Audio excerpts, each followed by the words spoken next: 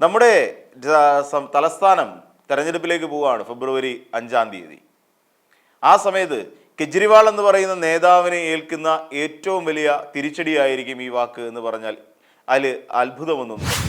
നരേന്ദ്രമോദി രാമക്ഷേത്രം പണിയുമ്പോൾ മറ്റൊരു വശത്ത് അരവിന്ദ് കെജ്രിവാൾ ഹനുമാൻ ക്ഷേത്രം പണിയുകയാണ് എന്നുള്ളതാണ് പറഞ്ഞിരിക്കുന്നത്. രണ്ടിടത്തും BJP ആണെങ്കിലും അരവിന്ദ് കെജ്രിവാളിൻ്റെ ആം ആദ്മി പാർട്ടി ആണെങ്കിലും ചെയ്യുന്നത് ഒരേ കാര്യം തന്നെയാണ്, ഹിന്ദു പ്രീണനം. അവിടെയാണ് വർഗീയവാദം എന്ന് പറയുന്നത്. നമസ്കാരം. ആനന്ദിൻ്റെ ഒരു പറച്ചിലുണ്ടായിരുന്നു. ആനന്ദ് എന്ന് പറയുന്ന എഴുത്തുകാരൻ, നോവലിസ്റ്റ്. സത്യത്തിൽ ആ എഴുത്തിനൊരു ഭംഗിയുണ്ട്, അല്ലെങ്കിൽ ആ പറച്ചിലിന് ഒരു രസമുണ്ട്. നമ്മുടെ തലസ്ഥാനം തെരഞ്ഞെടുപ്പിലേക്ക് പോവുകയാണ് ഫെബ്രുവരി 5-ാം തീയതി.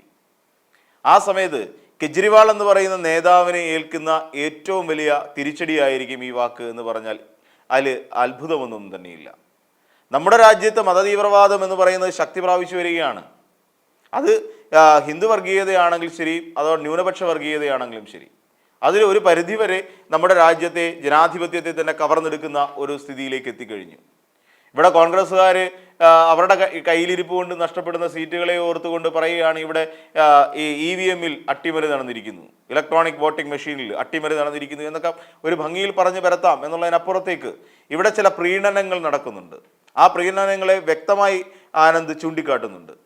അദ്ദേഹം പറഞ്ഞിരിക്കുന്നത്, ഈ നരേന്ദ്രമോദി രാമക്ഷേത്രം പണിയുമ്പോൾ മറ്റൊരു വശത്ത് അരവിന്ദ് കെജ്രിവാൾ ഹനുമാൻ ക്ഷേത്രം പണിയുകയാണ് എന്നുള്ളതാണ് പറഞ്ഞിരിക്കുന്നത്. രണ്ടിടത്തും BJP ആണെങ്കിലും അരവിന്ദ് കെജ്രിവാളിൻ്റെ ആം ആദ്മി പാർട്ടി ആണെങ്കിലും ചെയ്യുന്നത് ഒരേ കാര്യം തന്നെയാണ്, ഹിന്ദു പ്രീണനം. അവിടെയാണ് വർഗീയവാദം എന്ന് പറയുന്നത്.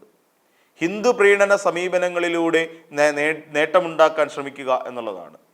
നമുക്കറിയാം, ഇവിടെ കഴിഞ്ഞ ലോക്സഭാ തെരഞ്ഞെടുപ്പിൻ്റെ കാലത്ത് തിഹാർ ജയിലിൽ നിന്ന് ജാമ്യം നേടി, മദ്യനയ കേസുമായി ബന്ധപ്പെട്ട് ജാമ്യം നേടി പുറത്തേക്ക് വന്നപ്പോൾ എന്താണ് അദ്ദേഹം ചെയ്തത്? ഹനുമാൻ ക്ഷേത്രത്തിൽ ദർശനം നടത്തുകയായിരുന്നു.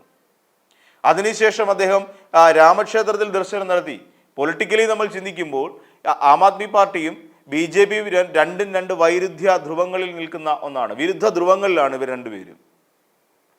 ഇവിടെ പറയുന്നത് അരവിന്ദ് കെജ്രിവാൾ പറയുന്നത് അദ്ദേഹം തീവ്ര ഹിന്ദു നിലപാടുകാരനാണ്, RSSകാരനാണ് നരേന്ദ്രമോദി.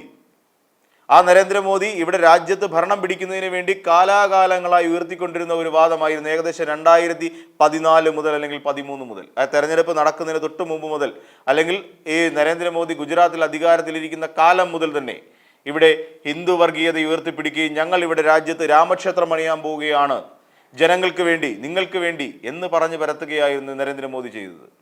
അങ്ങനെ തെരഞ്ഞെടുപ്പിൻ്റെ ഏറ്റവും പ്രധാനപ്പെട്ട ഒരു അജണ്ടയായി തന്നെ രാമക്ഷേത്രം മാറി. ആ രാമക്ഷേത്ര നിർമ്മാണം കാത്തിരുന്ന ജനങ്ങൾക്ക് മുന്നിൽ ഏകദേശം 10 വർഷത്തിന് ശേഷം തുറന്നു കൊടുക്കുന്നു രാമക്ഷേത്രം. അതിന് പണ്ട് കാലത്ത് കോൺഗ്രസ്സുകാർ അതിൻ്റെ പിൻപറ്റി നിന്നുകൊണ്ട് കുറേ നേട്ടങ്ങൾ ഉണ്ടാക്കി എന്നുള്ളത് മറ്റൊരു കാര്യം. അത് കോൺഗ്രസ് തകരാനുള്ള പ്രധാന കാരണവും കോൺഗ്രസിലെ ചില നേതാക്കന്മാർ, രാജീവ് ഗാന്ധി അടക്കമുള്ള നേതാക്കൾ എടുത്ത വെറും വൃത്തികെട്ട ഹീനമായ നിലപാടുകളാണെന്ന് പറയാതിരിക്കാനും കഴിയില്ല. അപ്പോൾ അങ്ങനെ രാമക്ഷേത്രം വരുന്നു. ഇവിടെ വന്നിട്ട് എന്താണ് ചെയ്യുന്നത്? ഇവിടെ വന്നിട്ട് കൊണാട്ട് പ്ലേസിലെ ഹനുമാൻ ക്ഷേത്രം സന്ദർശിക്കുകയാണ് ചെയ്തത് അരവിന്ദ് കെജ്രിവാൾ.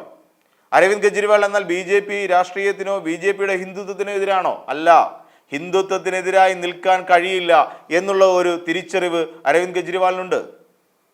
അദ്ദേഹം രാമക്ഷേത്രത്തിൽ ദർശനം നടത്തിയിട്ടുണ്ട്. അരവിന്ദ് കെജ്രിവാൾ രാമക്ഷേത്രത്തിൽ പോയി തൊഴുതിട്ടുണ്ട്. അതിനെ വിമർശിച്ചപ്പോൾ പറഞ്ഞു, ഞാനൊരു ഹിന്ദുവാണ് എന്ന് ഉറച്ചു പറഞ്ഞു. ഞാനൊരു ജനാധിപത്യ മതേതര വിശ്വാസിയാണെന്ന് പറയാൻ എന്തുകൊണ്ടാണ് അരവിന്ദ് കെജ്രിവാളിന് കഴിയാതെ പോയത്? മനീഷ് സിസോദിയ ആദ്യം ജയിലിൽ നിന്നിറങ്ങിയ സമയത്ത് പറഞ്ഞ എന്താണ്? ഹനുമാൻ സ്വാമി ഞങ്ങളെ എല്ലാവരെയും രക്ഷിച്ചു, ഇനിയും ഉടനെ തന്നെ അരവിന്ദ് കെജ്രിവാളിനെയും രക്ഷിക്കും. ഇങ്ങനെ ഒരു പൊതുസമൂഹത്തിൽ ഉയർന്നു നിന്നുകൊണ്ട് തലയുയർത്തി പിടിച്ചു എന്ന് പറയാൻ ഈ ജനാധിപത്യ മതേതര രാഷ്ട്രത്തിൽ എന്താണ് ഇവരുടെ യോഗ്യത? ഈ രീതിയിൽ പറയാൻ അതുകൊണ്ട് തന്നെയാണ് അദ്ദേഹം ആനന്ദ് എന്ന് പറയുന്ന എഴുത്തുകാരൻ പറഞ്ഞിരിക്കുന്നത്, ഇവിടെ ഇപ്പോഴത്തെ രാഷ്ട്രീയത്തിൽ ധാർമ്മികത എന്ന് പറയുന്ന ഒന്നില്ല. ധാർമ്മികത ഇവിടുത്തെ നമ്മളെപ്പോഴും ഉയർത്തിപ്പിടിക്കേണ്ടത് ഇന്ത്യൻ ഭരണഘടനയാണ്. ആ ഇന്ത്യൻ ഭരണഘടനയ്ക്ക് വിരുദ്ധമായ സമീപനങ്ങളല്ലേ മതം പറഞ്ഞുകൊണ്ട് വോട്ട് നേടുക? അതിന് അരവിന്ദ് കെജ്രിവാൾ നടത്തുന്നു. അരവിന്ദ് കെജ്രിവാളിൽ വലിയ പ്രതീക്ഷയുണ്ടായിരുന്നു.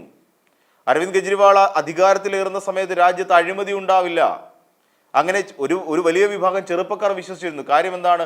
അഴിമതിയിൽ മുങ്ങിക്കുളിച്ച് നിൽക്കുന്ന കോൺഗ്രസിനെയും ഇവിടെ വർഗീയത പറഞ്ഞുകൊണ്ട് വോട്ട് പിടിക്കാൻ ശ്രമിക്കുന്ന നമ്മുടെ BJPയെയും തള്ളി പറഞ്ഞുകൊണ്ട് ഞങ്ങൾ ശക്തരായ ജനാധിപത്യ വിശ്വാസികളാണെന്ന് ജനങ്ങൾക്ക് മുമ്പിൽ അഴിമതിരഹിതരായ രാഷ്ട്രീയക്കാരാണെന്ന് വരുത്തി തീർക്കാനല്ലേ ആദ്യം അരവിന്ദ് കെജ്രിവാൾ ശ്രമിച്ചത്.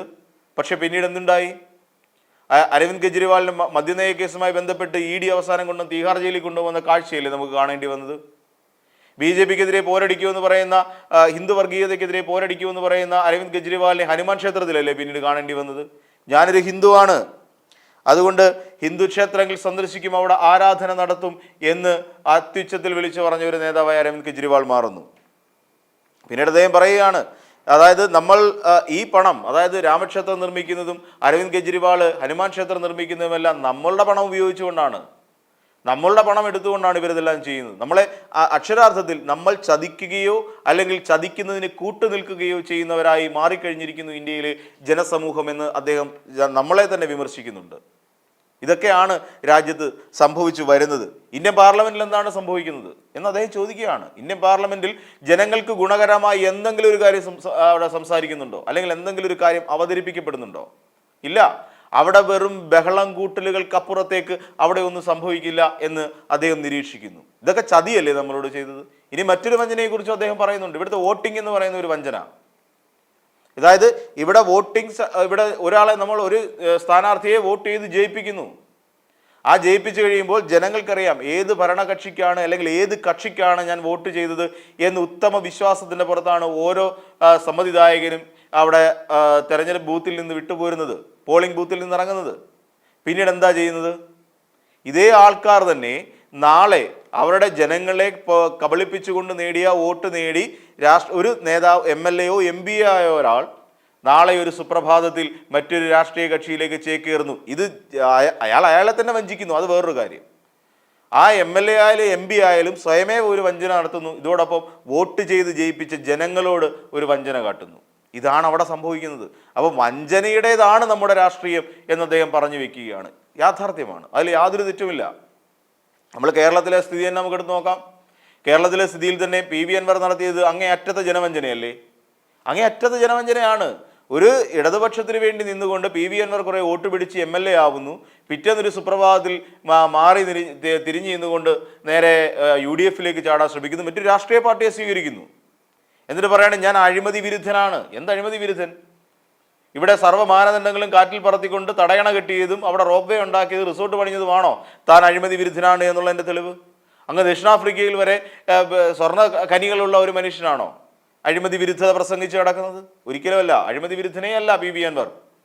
അവിടെ PV അൻവർ സ്വയമേവ ചതിച്ചു, സ്വയം വഞ്ചന നടത്തി. ആത്മവഞ്ചന എന്ന് പറയുന്നതിന് ആത്മവഞ്ചന നടത്തി പിന്നീട് ജനങ്ങളെ വഞ്ചിച്ചു.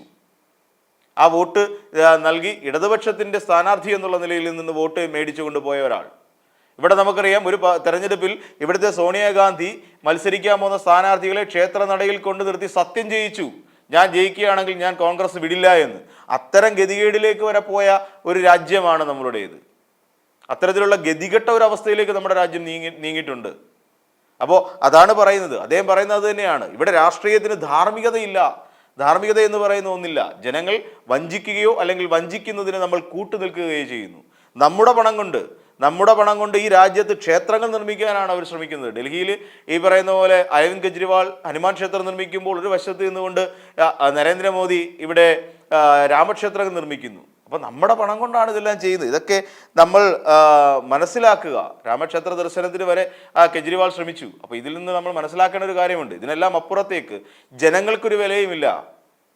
ജനങ്ങൾക്കപ്പുറത്തേക്ക് അവരെ എങ്ങനെ പ്രീണിപ്പിക്കാം, അവരെ ഏത് തരത്തിൽ വർഗീയത പറഞ്ഞാണോ പ്രീണിപ്പിക്കേണ്ടത്, അല്ല അതാ ഇനി പണം കുത്തൊഴുക്ക് നടത്തിയിട്ടാണോ, അവർക്ക് മദ്യം വാങ്ങി കൊടുത്തിട്ടാണോ ഒക്കെ ഞങ്ങൾ എങ്ങനെ പ്രീണിപ്പിക്കണം എന്നതിനെക്കുറിച്ച് മാത്രമാണ് ഓരോ രാഷ്ട്രീയ കക്ഷികളും ചിന്തിക്കുന്നത്. അതുകൊണ്ട് തന്നെ എഴുത്തുകാരനായ ആനന്ദിൻ്റെ വാക്കുകൾ വളരെ പ്രസക്തമായ ഒന്നാണ്.